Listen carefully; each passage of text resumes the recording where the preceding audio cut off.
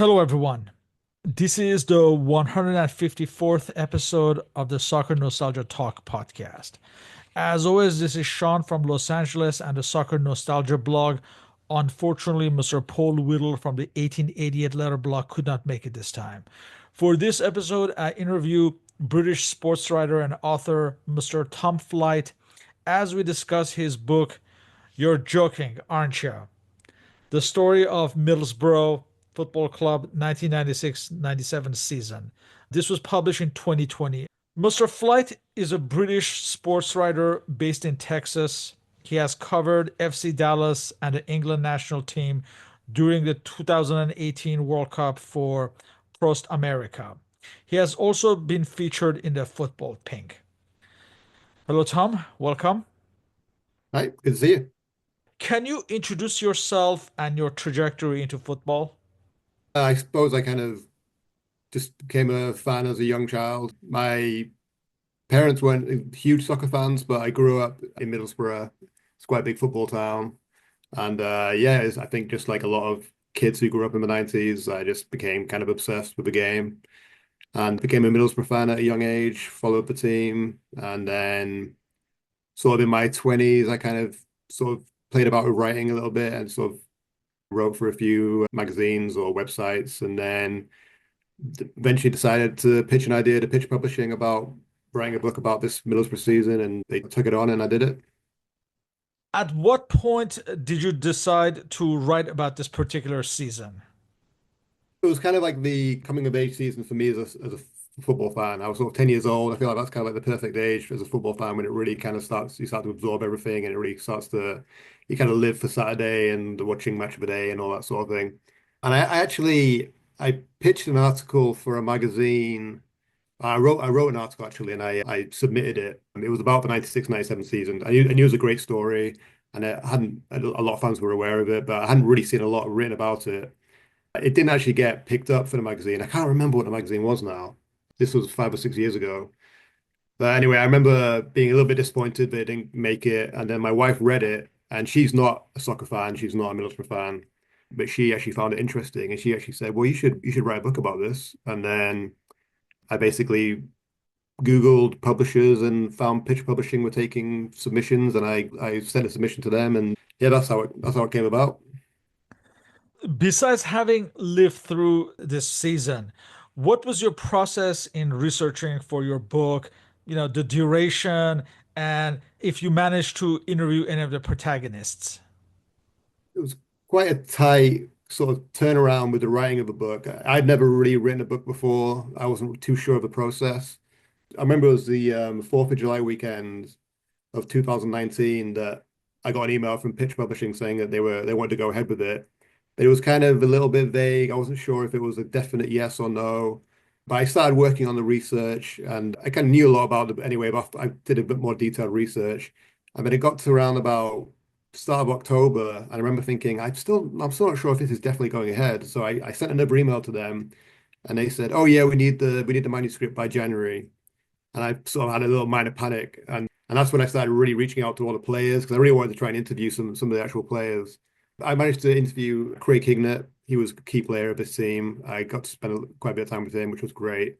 I interviewed Andy Campbell, who was one of the youngest strikers at the time. Ben Roberts, who was the young goalkeeper who ended up playing the final third of the season and was played a pretty pivotal part towards the end of that season. I really hope I wanted to obviously interview a lot more. I interviewed some fans and some local writers and got their input as well. But then, yeah, from that October to January, that's when I really kind of knuckled down and I was spent most nights writing the book and yeah, managed to kind of get it done. And in some ways, I think having that kind of deadline and that frantic pace, I think it was in some ways it kind of added to the experience because it was such a crazy season in it as well. It was kind of like I think writing it in that same kind of frenzied pace, kind of I don't know, was kind of appropriate. Can you discuss how you decided on the format of your book and the narrative of it? Yeah, I think I wanted to find a kind of a structure to the book. Once I got that down early, and I think that helped me to write the book relatively quickly. So basically, the structure of the book is that I want to do something different than just kind of a chronological book going through each month and going through it in kind of chronological order. I wanted to have something that kind of separated it. So I came up with this idea of picking one match a month, focusing on that one match, and then the next chapter would be kind of like an overview of what happened in that month. So you start off with August, the first game of the season against Liverpool. We do a deep dive in that game, and then you do the month of August. And I think what kind of appealed to me to that, I like sports books or sports pieces where they'll focus on a match or an event, and then they'll kind of branch off and tell different stories and go on tangents. I like that style of writing. I know Jonathan Wilson has the books. He's got the book where it's like the anatomy of Manchester United or the anatomy of England, where he kind of picks 10 matches and he kind of tells the history of a club or a country within those 10 matches. That's kind of what I enjoyed writing that because I could focus on a match and then the characters in that match, I could then tell the story of their whole career within that chapter. That's how I kind of structured it. That made it kind of fun to write, and I think it made it a bit more of an interesting way to read this and tell the story of the season as well. To discuss this particular season, we first must go back in time. Can you summarize the history of Middlesbrough in the English football landscape and their status as we come into the late 80s, early 90s? So Middlesbrough, they'd had a like pretty rich history. They'd been founded one of the earlier teams to be founded, sort of in 1876. They'd had kind of golden age periods, and the Northeast was it's a football mad part of the country. But Middlesbrough never had any success. But look at the other teams, Newcastle, Sunderland, they'd all had periods in the early 1900s or late 1890s where they dominated and won the league and the FA Cup. But Middlesbrough, they'd never won a trophy. They spent periods in the second division, but generally they were a pretty average mid-table team for most of the 20th century. Heading into the 1980s, the 70s had been a little bit of a high point. They got to seventh in the league in the mid 70s, and they were looking to be, one of the more competitive teams. But then everything kind of fell apart in the 80s financially. The mid 80s was pretty dark period for football anyway. Like a lot of clubs were going out of business, stadiums were empty, like hooliganism was kind of destroying the game in a lot of ways. In 1986, the club basically went bust.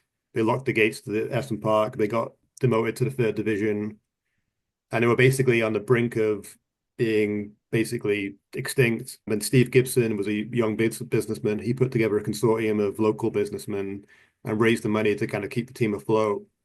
And then that period from 86 to 88 was another incredible story because Middlesbrough basically were the only players they had left were the youth team under Bruce Rioch. So it was almost a team completely of local youth lads with a couple of other signings like Bernie Slavin. And basically they managed to get promoted 2 years in a row from the third division, then the second division. And basically they started this new period. Steve Gibson was on the board throughout that period. And then it was in 1994 that he took control of the club. Steve Gibson was a local businessman who had massive success in the 80s and 90s. And by the mid 90s, he was one of the most successful businessmen in England. He had with his haulage company. And then when he took over the club as chairman in 94, he kind of ushered in this new era. And that's when he put his money into the club. And he managed to persuade Brian Robson, the England legend, to come be player manager for Middlesbrough. And that kind of is the kind of the starting point of this story. Speaking of Brian Robson, the former England captain, can you describe his status and the importance of enticing him in the summer of 1994, which kind of is, in a way, the catalyst of this story? How important was to sign such a marquee name as manager? It was a big deal, and I think it basically it kind of put Middlesbrough on the map. Like Brian Robson was a genuine icon. I think of the 80s, he was the England captain. He was a Manchester United captain. I think he was one of those players who just would just you couldn't take your eyes off when he was on the pitch. And I think he was just genuine kind of like living legend of the game. He'd been part of that United team under Ferguson, and I think everyone kind of expected that he seemed to be the type because he was such a great leader I remember Gary Pallister saying that when he was defender for Manchester United, that when you were on the pitch with Robson, you just felt like you couldn't lose. Like he had that impact as a leader. So I think he seemed to be a natural future manager. So I think people were kind of waiting to see what he was going to do when he retired. I think he was already in the England. He was Terry Venable's assistant. I think he was already that in that job, or maybe he wasn't. But No, people yeah, he think was in the setup. I seem to remember that. was, yeah, yeah. So I think when he chose Middlesbrough, I think it kind of people just, would kind of raise their eyebrows and be like, well, there must be a reason why he's picked Middlesbrough. And obviously it turned out to be a good choice for him. And that first season, Middlesbrough, they broke the transfer record. They spent £1 million for the first time on Neil Cox as right back. They then broke that record again when they brought in Jan Fjortov towards the end of the season. So they started to spend money. They were planning to build this new stadium, which was going to be built, was going to be ready for the following season. So it was quite a bit of pressure on Middlesbrough because they were expected to kind of get promoted that season. But obviously it was Robson's first season as a manager. And I think Middlesbrough did get promoted. They won the championship that season. So they were going to be in the Premier League the next season with the new manager. And I think at that point, Robson was kind of fulfilling his promise. I think he was looking to be like this real future England manager, future kind of, he was going to, it looked like his management career was going to be as impressive and as great as his playing career. And the opening of the Riverside Stadium in 1995, was it very symbolic in terms of promoting the idea that the club is going to the next level? Yeah, I think so because I think what you have to kind of remember is that this was 5 or 6 years after the Taylor Report was written. The Taylor Report was written after the Hillsborough disaster. This report said that all stadiums had to be all-seater. So clubs were starting to make plans to refurb their stadium or build new stadiums. The Middlesbrough were the first team to actually go ahead and build a new stadium. And nowadays, most clubs have a stadium that was built within the last 10, 20 years, or they've been massive, or they've gone through a major refurb like Stamford Bridge with Chelsea. But back then, Middlesbrough had a brand new stadium. I think the next youngest stadium in the Premier League that year was Selhurst Park, where Wimbledon played, and that was built in the 1928. So all the other clubs in the league were playing in these old stadiums that were built 100 years ago. And Middlesbrough were playing this brand new, sparkling stadium. So it really did feel like Middlesbrough were playing in the future. Like within 5, 10 years, all these other clubs have built all these new stadiums, and by then the Riverside Stadium was starting to look a bit of a cookie cutter. Wasn't that impressive, but at that particular moment in that season, it was a sign that Middlesbrough were on the up. They were going to be around for a while, and yeah, I think it made a big statement. And I remember all the players every time a club visited, they would always in the post-match stadium, all the other players talked about whether it was Alex Ferguson or Ian Wright. They always talked about like how impressed they were with the stadium because it was brand new. Like no one else was playing in a new stadium like this. And in this 95-96 season, there were further statements of purpose with the arrivals of young English star Nick Barmby, but especially the Brazilian Juninho Paulista. Did these signings further raise the profile of the club? Yeah, definitely. Yeah, I think the Juninho one is the one which everyone remembers, and that definitely was pretty seismic. I think the Nick Barmby signing can't be kind of undervalued because he was genuinely an up and coming England future star. I'm pretty sure he had been capped. If not, he was capped very early in that season. So he was part of the England setup under Venables, and he was 22 years old. He was 5.25 million, which was one of the most expensive signings that summer. I mean, it's a little bit, and Middlesbrough were just a promoted team. So for them to sign a young player, a young promising England player, it's the sort of thing that you wouldn't see these days. It'd be like a team getting promoted and signing Saka or Jack Grealish. Like that's basically what it was like. This guy was expected to kind of grow into it was going to expected to be one of the top attacking English players, and he was brilliant. The start of that season, Nick Barmby was just. I still think that's some of the best football I've ever seen Middlesbrough play. Like him and Craig Hignett had this almost immediate telepathic partnership. Fjortoft combined with them brilliantly as well. Like every goal we scored was either Barmby either scored or assisted or played a huge part in it. But then Juninho was the real kind of like seismic signing. And I think what's interesting about Juninho is that he was the first foreign star who came to the Premier League kind of at his peak or uh, as a prospect, if you know what I mean. Like a lot of the kind of Right, there was a lot of potential about him. Like he was yeah, seen as a future superstar. a lot of the kind of foreign players in the Premier League at that point, like were either coming to the end of their career, like Hullet at Chelsea, or they were kind of almost rejects. Like Cantona was kind of like discarded, and like Bergkamp had kind of failed in Italy, and he came to Arsenal.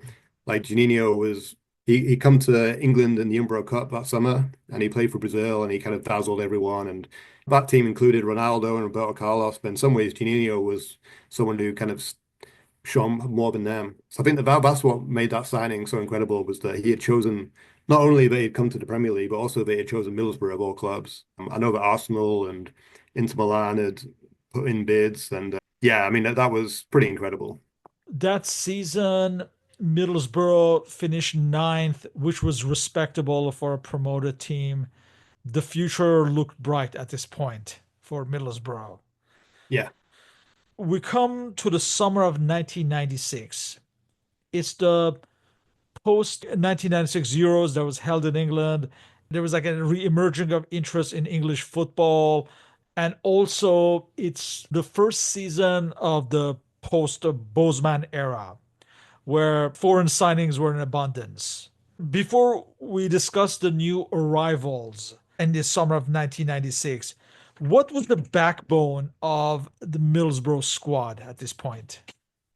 the team was pretty well balanced and pretty solid of players that had kind of come through the championship, the first division winning team. We had a pretty solid midfield of Robbie Mustoe, Jamie Pollock. The defense had been pretty solid with Nigel Pearson, former Sheffield Wednesday player who came on to be our captain. Him, and then Robson he kind of sometimes played a three at the back, sometimes played a back four. But Derek White, Steve Vickers, these weren't players that were setting the league alight, but they were kind of dependable players. And that team, honestly, before Juninho came, the team was very well balanced and played really good, kind of pretty tight, but kind of flowing football. They were very well organized. In some ways, the Juninho signing kind of disrupted a lot of that because then naturally a lot of the football went through Juninho. Him and Barmby, similar players, they never really kind of worked out how to play together. And it kind of put Hignett, who played so well with both of them, kind of on the bench. But yeah, that's kind of what it was that season. We lacked goals. Fjortov didn't really set the Premier League alight, so we knew we needed a striker. I think going in, we felt like we had a pretty good foundation going into that team, and that we could kind of build on what we'd done with had the season we'd had before, and sort of take the next level. Let's look at the new signings that summer of 96. And of course, the one that grabbed all the headlines was that of the Italian striker Fabrizio Ravanelli, the Penna Bianca, the Silver Fox, fresh from winning the Champions League with Juventus. We have Brazilian Emerson from Porto, that was seen as a key signing. There was the Danish forward Mikkel Beck, who came from Fortuna Köln. As far as the players leaving, Jaime Moreno, the Bolivian striker, he left to join the new American League, the MLS, at DC Yep. United.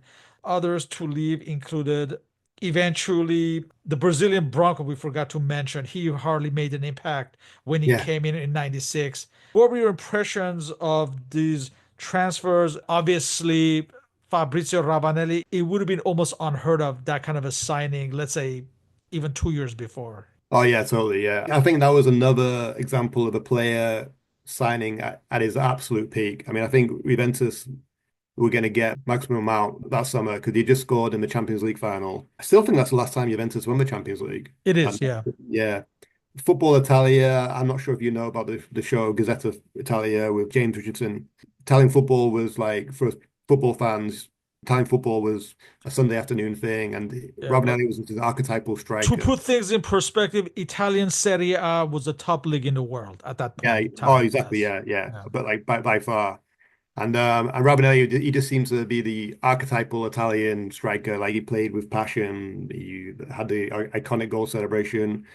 I think like in retrospect, as you kind of revise it, I think maybe Ravanelli possibly, when you look at his career as a whole, he wasn't the player that we thought he was at that summer. I think we probably did overrate him. I think we scored goals for Juventus, but I don't think he was the clinical finish. I don't think he was at the same level as some of the top strikers because Serie A had so many great strikers that in that period. He had like Batistuta, Ronaldo was going to sign for Inter Milan soon, like Chiesa, Crespo.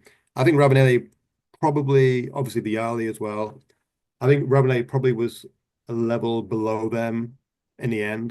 But at the time, he was considered one of the top strikers in Europe, and Middlesbrough paid 7 million. And the Bosman ruling is interesting because Vialli signed on a free transfer for Chelsea, and because Chelsea didn't need to make a transfer fee, they inflated his wages. So Vialli was getting crazy wages. When Middlesbrough put an offer in for Ravanelli, Juventus accepted it.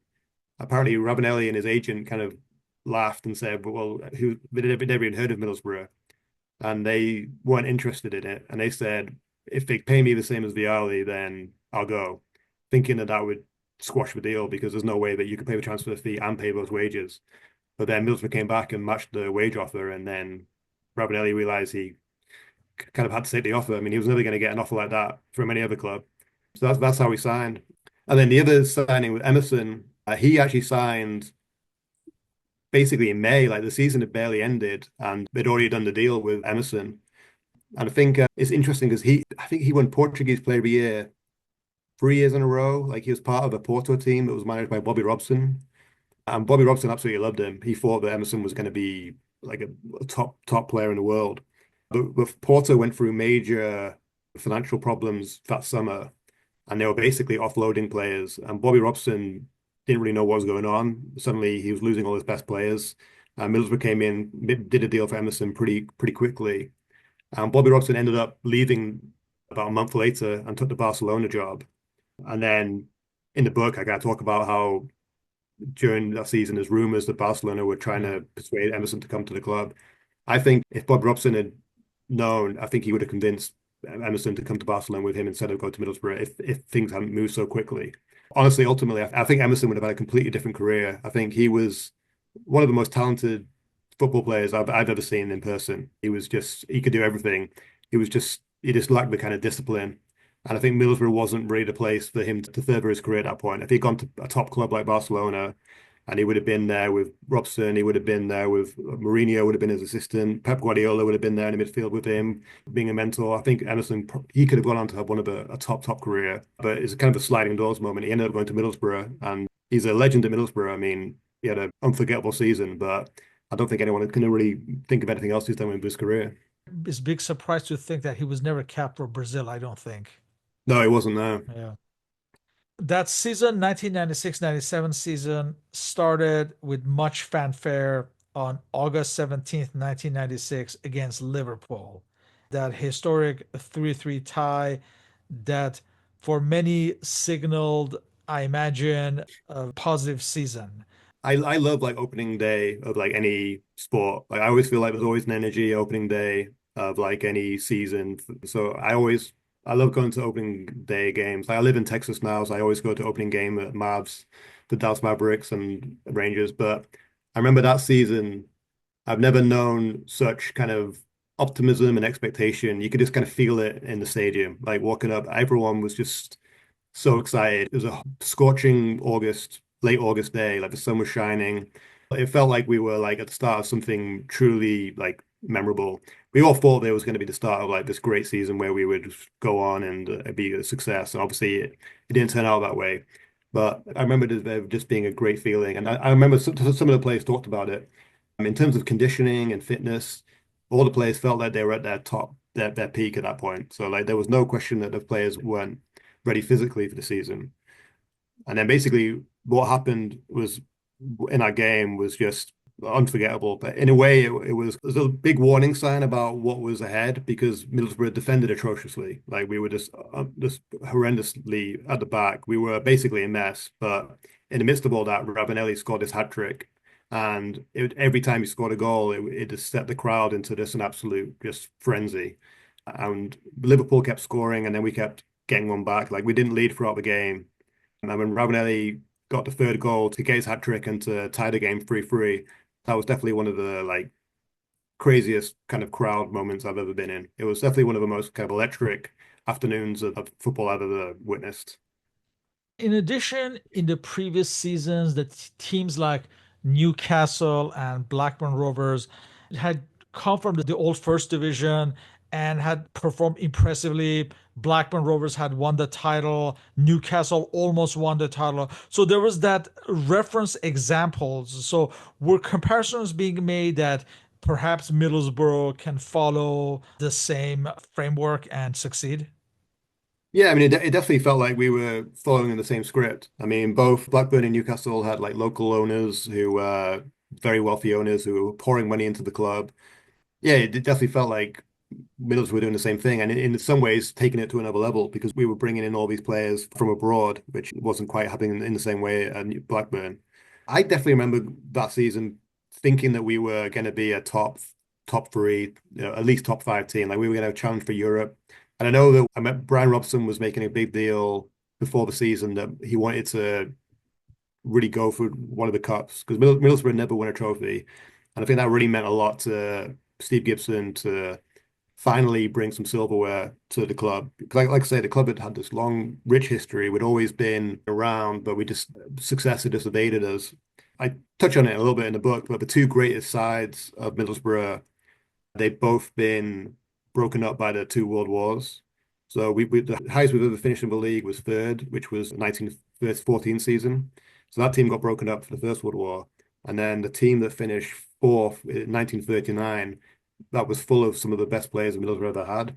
And that team got broken up. So the two times that we kind of like had teams that were probably going to be our team that was going to win silverware and be this great, have this great legacy, and that didn't happen for us. So this was kind of like the moment in our history where we were finally gonna, win some silverware. And I think that's definitely at that point in that season, the summer of '96, that's what it felt like. It felt like we were like one of the best teams in the league. The first month of the season seemed reasonable enough in terms of results. However, a loss against Arsenal on September 21st kind of was the start of the troubles. So, why do you think the team suddenly lost form from that point on? We did have a good start, but I think that it was papering over a lot of cracks. And I think that if you looked closely at how we played those first few games, the warning signs were there. Like, so we beat Coventry 4-0, we beat West Ham 4-1. Everyone talks about those games because Ravanelli was scoring, Emerson was belting goals in from 30 yards, Juninho was playing great. But even in those games, our defense was suspect. And West Ham and Coventry were terrible teams who had terrible starts to the season. We beat Everton away. Everton were another team who started terribly that season, and we were lucky to come away with 3 points from that.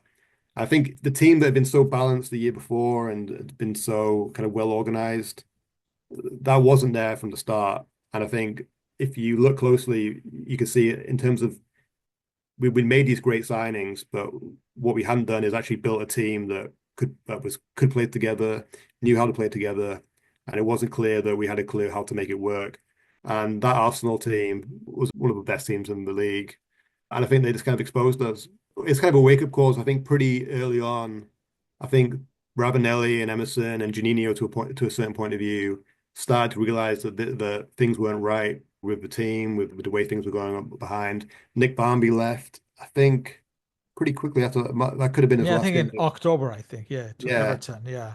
I think he couldn't wait to get out because things he wasn't gelling with Juninho. So I don't think we hadn't built a team that was actually good enough to really be much of a factor in this league. But then on top of that, injuries started to really mount up, and we got hit with some brutal injuries. The main one was the draw with Wimbledon.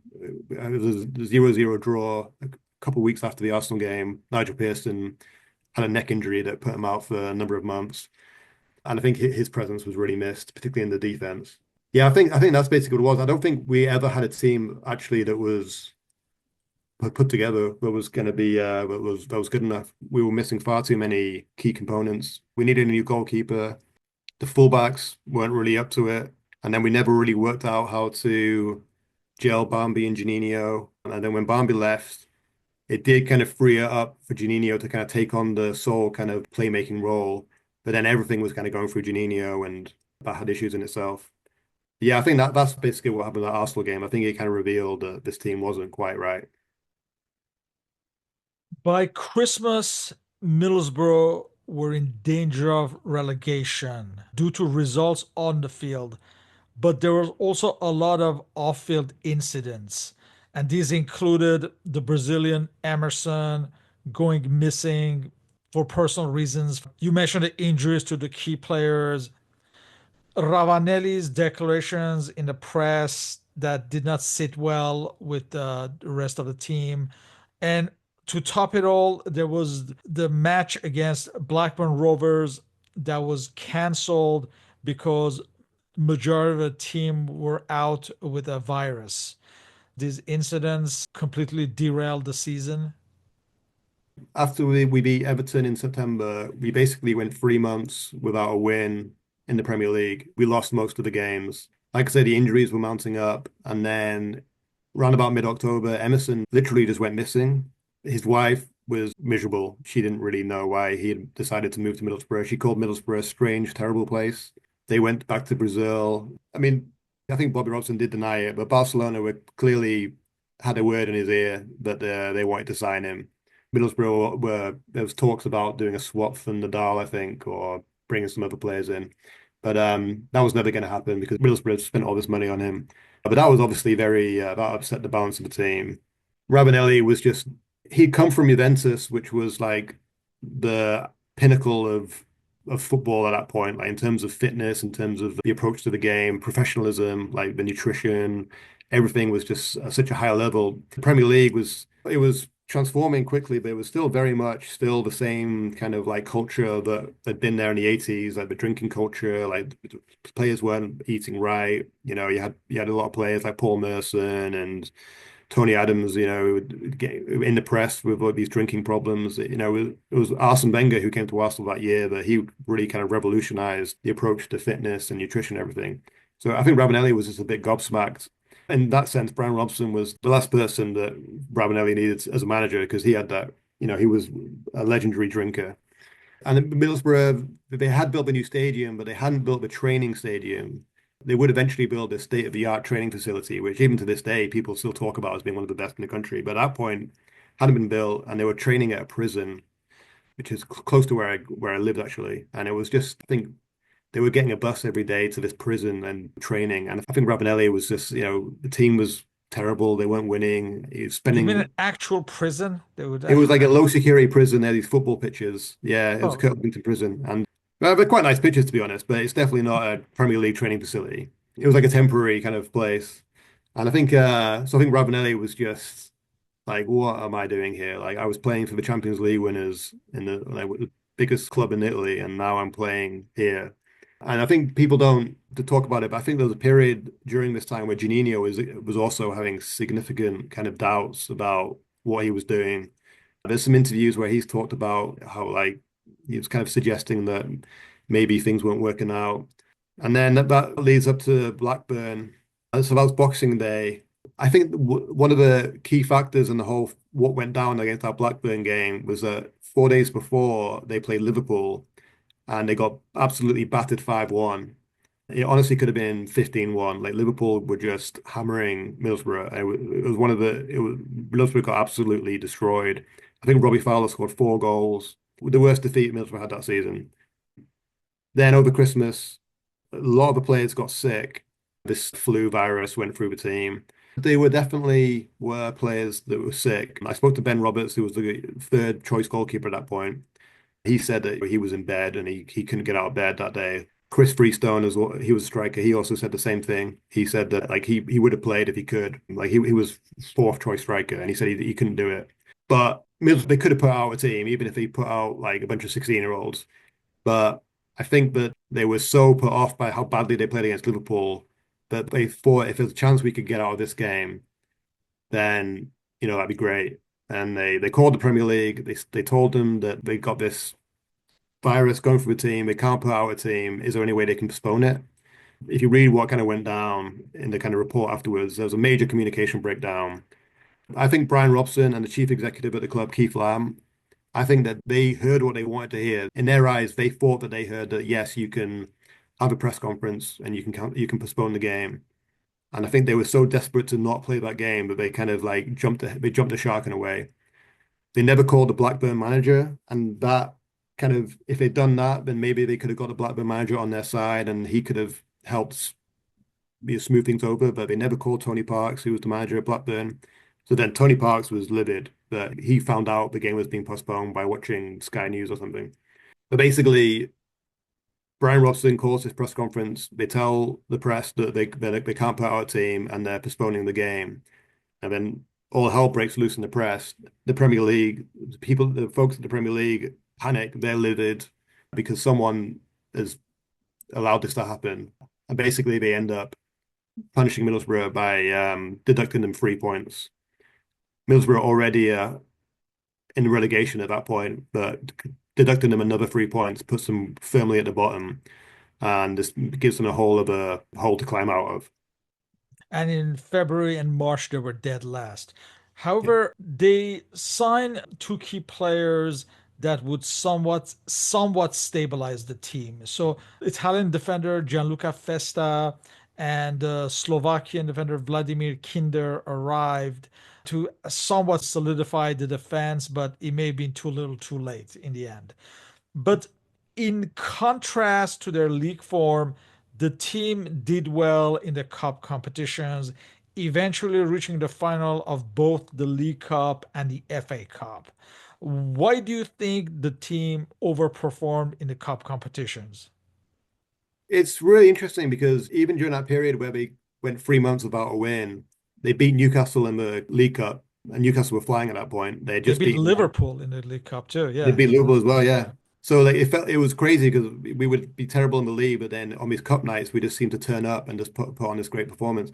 And I think it's just I think like I said at the start, Brian Robson he kind of said early in that season that he wanted to win a cup. I think that the players they just turned up more for the cup games. I think I said that the team wasn't well put together, but that doesn't change the fact that there was a lot of quality in that team. Like when Juninho and Rabanelli were like playing at their best, they were like a pretty unstoppable force. And I think that they would get up for it on a cup night in a way they didn't in the league. And I think as the season went along, I think when you get into a relegation battle, for those players who weren't used to playing in a relegation battle, I think that the cup games were almost like a reminder of how it should be. I think they would be like they would get all up for a cup game, and then they'd be like, "Oh, we have to go back to play in a league match now." And I think that's basically kind of what happened. And we had some luck with the draw and everything in the FA Cup in particular, but I think it just shows that there what if things hadn't been so chaotic, if we hadn't had the injuries, they could be a really exciting team. They could be a good team. And I think the cup nights kind of they showed that, and it's almost like that was their moment where which they chose to kind of showcase what they could have been. I think that's basically what happened. And there's that epic semifinal with Chesterfield that Yeah, ended as a 3-3, and they won the replay. yeah. That Uh, free free was probably the best game I've ever been to, yeah. like in terms of excitement. The Chesterfield team, that's the team which Sean Dyche was playing in, right? At that Yeah, he point. was. Yeah, he Yeah. scored a penalty in the game. Yeah, And another signing that I forgot to mention late in the season that was also a key in terms of stabilizing the team somewhat was the Australian goalkeeper Mark Schwarzer. yeah. But I believe he was cup tied for both competitions, if I'm not mistaken. No, Uh, he wasn't. He was cup tied for the FA Cup, but he wasn't cup tied for the League Cup. oh, I see. Yeah. So yeah. These two impressive cup runs affected the league form as fatigue naturally caught up with them. Can you describe this tail end of the league and the eventual relegation?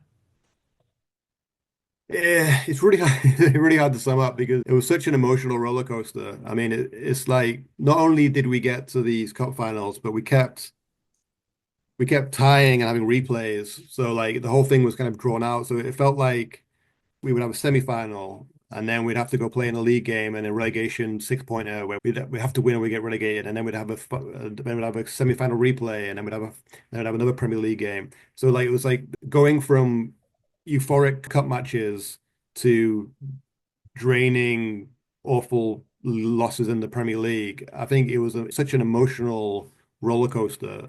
Roller coaster is the only real word to kind of describe it because I can remember we would have an FA Cup semi-final. I think that after we beat Chesterfield in the replay, it was the first time Middlesbrough had ever got to the FA Cup final, so we were euphoric. But I think that weekend we then had to go play Sunderland. We lost 1-0 at home in one of the worst games, one of the most depressing games we've ever had. I remember after we beat Liverpool in the League Cup, like we lost to Southampton in a miserable game. I think that there was obviously a physical fatigue, but I think that the players suffered from a truly like emotional fatigue as well. And the players I spoke to kind of like talked about this. I think that that's kind of a point that's kind of often missing is the kind of emotional fatigue of that season. When you're playing like a cup final, it's a totally exhausting experience. But then having to go play 3 days later, go play in a really important Premier League game, but it's important to kind of stay up. It's a whole different kind of pressure. And I think that's what this team struggled with. They struggled with the kind of mental. They could get themselves up for the cup matches, but they couldn't get themselves up for away at West Ham when it really mattered. They lost the League Cup final to Leicester, replayed both matches, went to extra time. So that's a lot of energy right there. Yeah. And by the time they faced Chelsea for the FA Cup final, it seemed like they had lost even without playing. It seemed like they were not in the right mental state ahead of this match. And you mentioned Cox and Ravanelli had a fight, among other problems. Everything just piled up on them. And of course, you have Chelsea scoring through Di Matteo in less than a minute, Yeah. and that more or less summed up their demise. Do you remember if there was any expectation ahead of the FA Cup final, or as realistic fans, it felt like it was a mountain to climb? Yeah, to kind of put it in context, with the Coca-Cola original Coca-Cola Cup final, that was the first final Middlesbrough ever got to against Leicester. And there was a period in March where things had started to click. We won 4 games in a row. Juninho was playing at his best. He won Player of the Month that season. We won 4 games. Robson won Manager of the Month, and we kind of turned our season around. That was when Juninho was really playing like most unbelievable football that I've ever seen from a individual player. And then the final was that April. So at that point, Middlesbrough were flying. They were playing the football that we thought they were going to do. We went to Wembley with a lot of expectation, and I remember going to that final, being so excited, thinking that we were going to win this because Leicester, mid-table team. We beat them 3-0 a couple of weeks before, but we ended up tying. But when Ravanelli scored that goal in extra time to make us 1-0 up, that was I've never been a part of a better atmosphere than that. Like the whole Middlesbrough half of the stadium was bouncing. It really felt like we'd won our trophy, and it felt like everything had turned around. All the stuff that had happened with Emerson and Rabanelli and the terrible period where we hadn't won a game, it felt like that had all come to an end. And then Heskey scored a last minute tap in, scruffy goal. They go win the replay, and that dream's over. Against Chelsea, I remember walking up to Wembley that time, and it was just totally different feeling. It just felt like we'd been relegated. We obviously had lost the League Cup final. Chelsea were this kind of like fashionable team. They signed all these foreign players. They kind of done what we wanted to do, but they'd done it right. They were kind of like a stylish team. Zola had signed pretty recently, and he was lighting the league up. In my head, it felt like I can remember being in the stadium and just thinking, we've got no chance here. It's good to be. I've never been to an FA Cup final. I've never seen Middlesbrough at an FA Cup final. So it was a good occasion to be there. But when Di Matteo scored after 43 seconds or whatever, it was almost like it felt like that was inevitable almost. It felt like this was just like all written and this has already been written. And then when you talk to the players, they talk about how they were all fed up with each other at that point.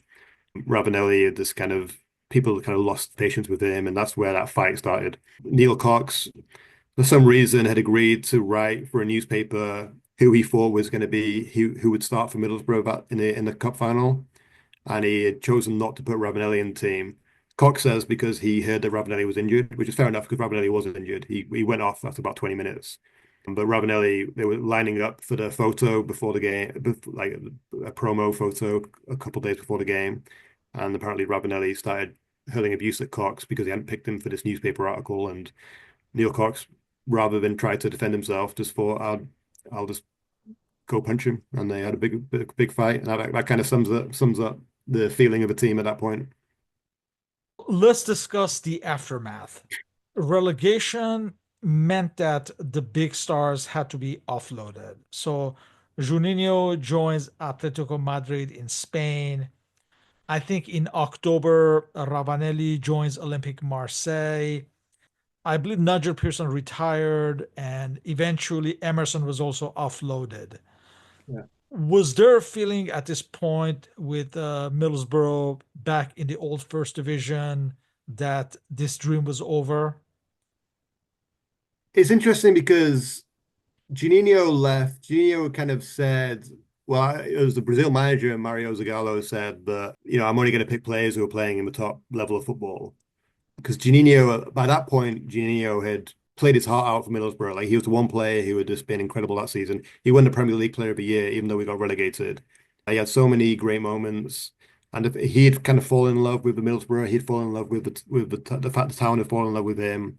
So I think he was devastated. He was like unconsolable when we got relegated against Leeds because he knew he had to leave. He was going to get big money. I think we bought him for 4.5 million. We sold him for 12 million to Atletico Madrid. But Ravanelli and Emerson, they basically, even though they've been the two that kind of caused over trouble, they did say that they were going to stay. They said, I mean, maybe they thought they weren't going to get the same money elsewhere, but they went into that following season saying, we're going to stay. There was a sense of the dream was over, that's true, but it also, we were expected to bounce back up. We knew Gibson was going to put more money into the club. We signed Paul Merson that summer. So we were starting in the first division with Paul Merson, who was playing at the peak of his career. We had Ravanelli up front, we had Emerson in midfield. Like that's pretty insane for a lower league team to be falling those. But obviously, Emerson and Ravanelli both did end up leaving. They kind of got fed up with the whole thing. The dream was over, but there was still a lot of excitement that season because I think that in some ways I enjoyed that. That's one of the most enjoyable seasons I've ever had as a Borough fan because we played great football that year. We dominated. Paul Merson was like incredible to watch. We got to another cup final, so it felt like we were still riding a wave, but it was different. We knew that we were never going to get to those heights that we kind of dreamed of. That window had kind of been shut. We were still confident we were going to get back to the Premier League and then see what happens. But I think I've spoken to some Borough fans, and I think Rob Nichols, who runs the Fly Me to the Moon fanzine, he's run that for decades. He's been to he went to every Borough game, home and away, for about 40 years. But he said that he had basically has PTSD from this 96, 97 season. He just couldn't imagine. And I think that Middlesbrough did go on to make big signings. Like we signed Gaza, we signed Alan Boxic. And I think in normal times, they would be exciting signings. But I think Middlesbrough fans never let themselves kind of dream or get too excited because we always, at the back of our minds, felt like we've been hurt so much by this previous season. Yeah, I think that's basically what changed. So, despite this relegation, is this season unique and memorable because of all the chaos surrounding it?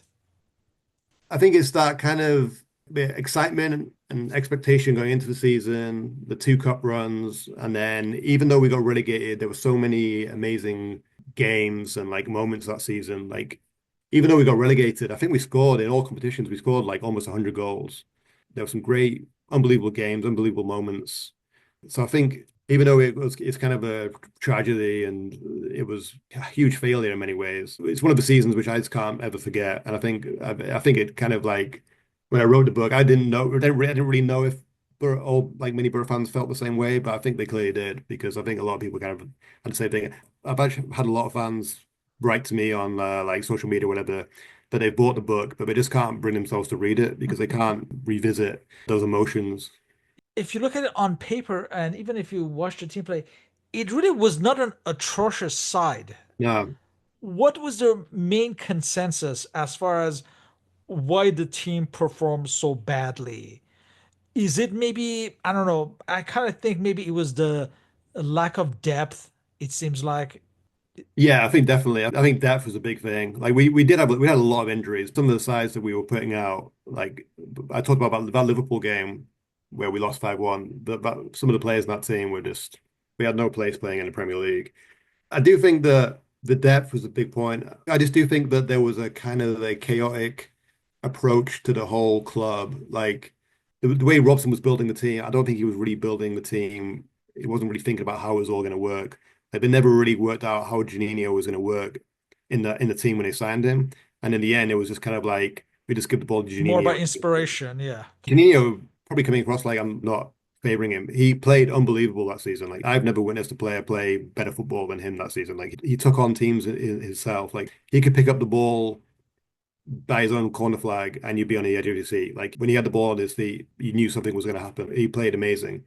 We had terrible injuries, but the team was never really well balanced. And we did make signings later on, like Schwarzer and Fester coming in really did make a huge difference. When Pearson, Fester, and Schwarzer played, we didn't lose any games when they played. I think when Fester and Pearson played together as the centre backs, I think we were undefeated. I think we won four, lost four. So if we made those signings at the start of the season, it would have been a totally different story. But by the end of the season, it just wasn't enough, basically. I think all those cup games caught up with us, and we just couldn't do enough. And as you mentioned, Middlesbrough would bounce back and get back to the Premier League in 1998.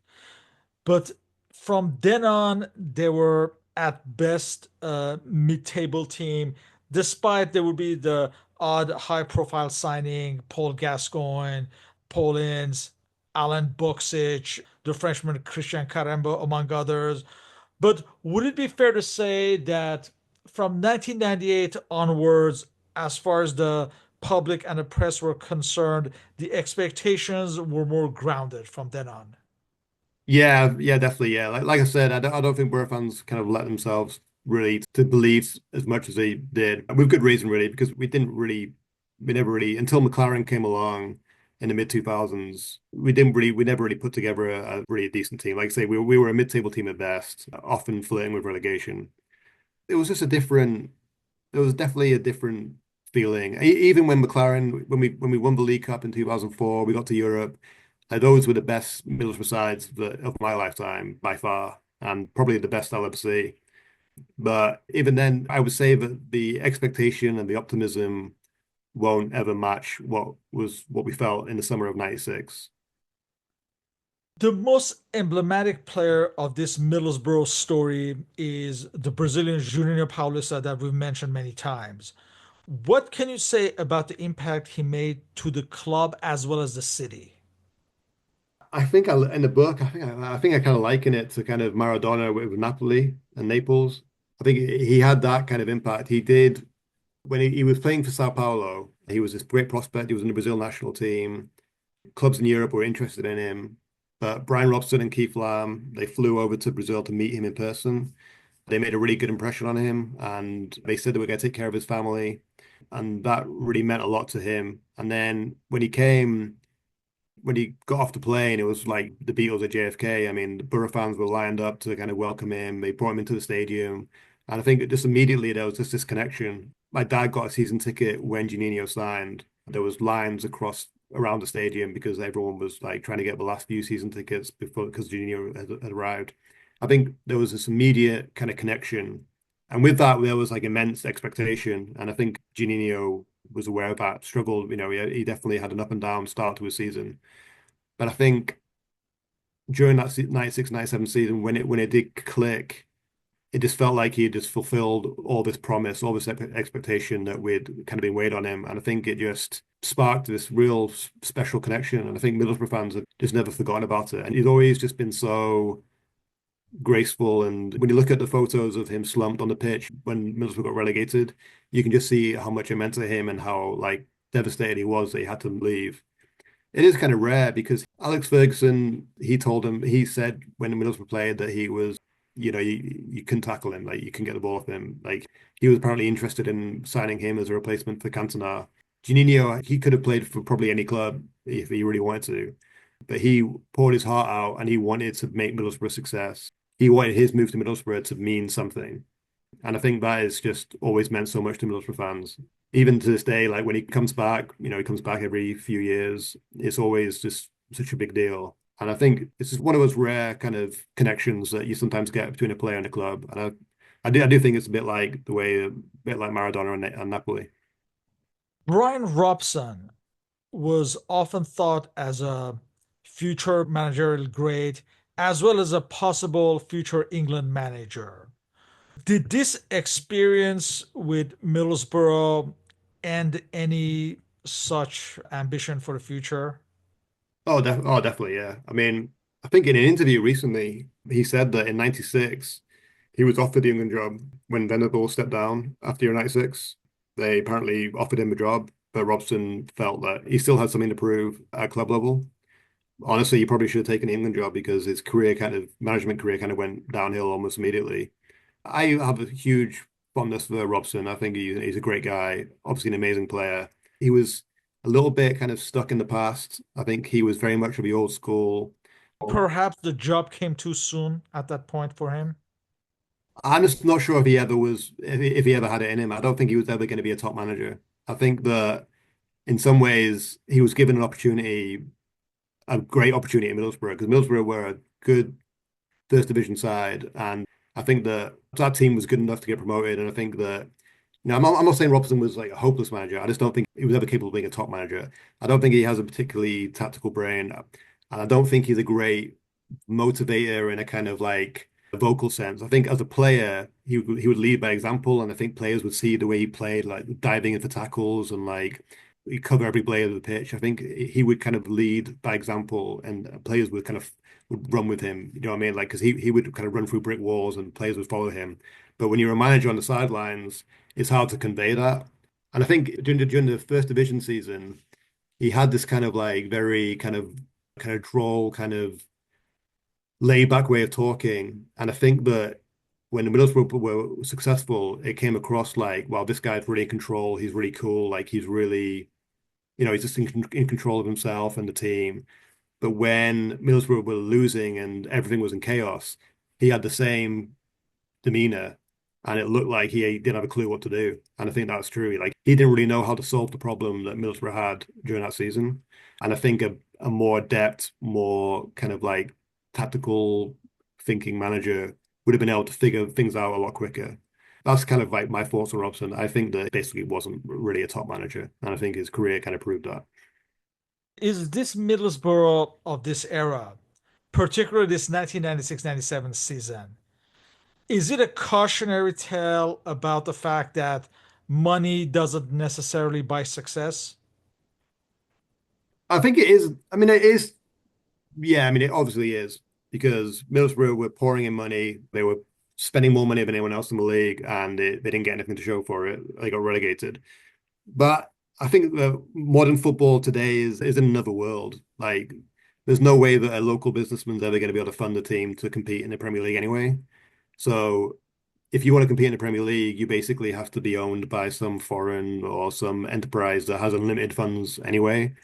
So it doesn't really, money isn't a factor with these top teams. I think the main lesson learned is that Middlesbrough spent all this money without really putting in the building blocks to build a team and build a organization. And I think that's what teams are doing these days. Like Newcastle have got basically unlimited funds, but you can see that they're going through a process and eventually they're going to get to a point where they're going to kind of compete. I think Middlesbrough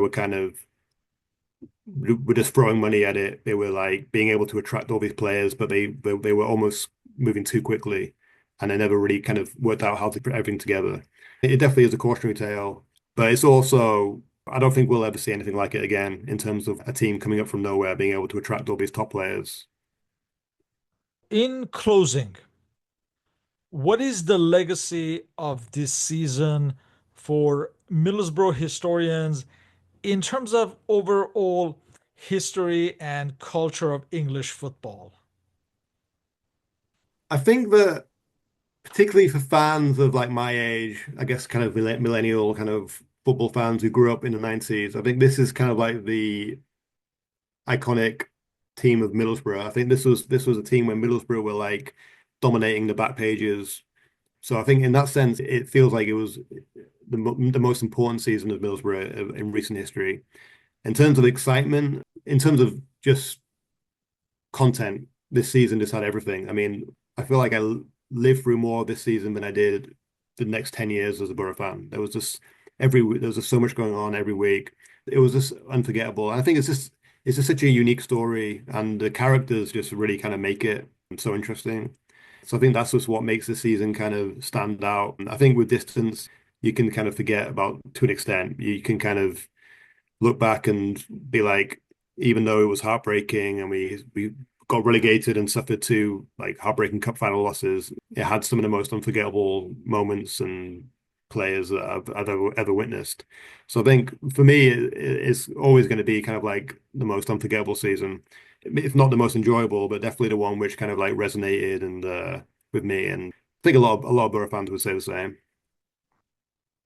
With that, I would like to thank you for your participation in this interview and to remind everyone that the link to Mr. Flight's book is on the blog and podcast uploads.